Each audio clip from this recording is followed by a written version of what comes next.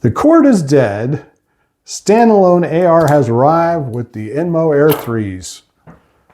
If your bank account hates you after this, don't blame me, blame the tech. Welcome back to the Upgrade Urge. This is where excitement meets reality. Thought is simple. No phone and puck, no cables. Freedom to go anywhere and do anything is quite real. The question is, what do these cost, and not just your wallet?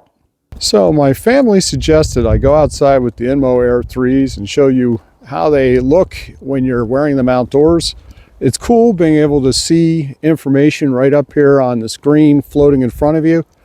And oh, by the way, the word cool is extremely appropriate because it's extremely cold and I'm freezing. I suspect that was part of their plan too. Outdoor use diminishes the visibility fast and washes out the display, especially in bright snowy backgrounds. The INMO Air 3s use waveguide optics, which is cool for a natural look and feel in your background, but may have some real challenges here. In fact, when I tried to record it outside, you just couldn't see it through the camera and the lenses themselves. So we'll show you what it looks like indoors. Meanwhile, as you can tell, I was expecting a swipe-based OS, and it turns out this is a page-turning click-based navigation. I was more used to the swipe from systems like in Air. That seems more natural to me, but no real biggie here.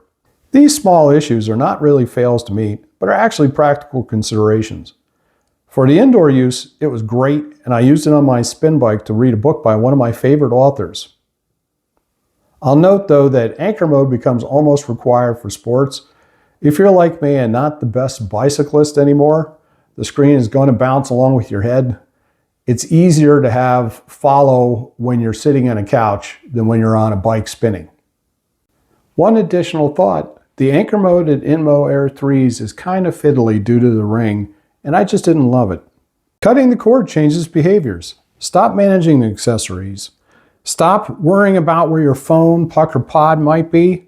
An all-in-one spatial OS feels like the future. But, and this is a big but, the approach comes with limitations. It's a one-size-fits-all. This means you get freedom of movement, but you have a certain lack of adaptability to additional options. One reason companies like INMO separate the glasses from the OS is flexibility. Their own compatibility roadmap shows the pod working across X-Reel, Vitcher, Ranio, even 3D projectors. That modular approach lets them push multi-window computing, AI features, and wireless streaming without stuffing all the heat and processing into your frames. All-in-one glasses like the INMO Air 3s take the opposite bet. There's probably something to the INMO portability, but for my money, today's best bet is the plug-and-play pod.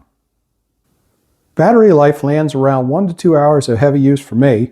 Personally, I didn't notice the potential heat problems.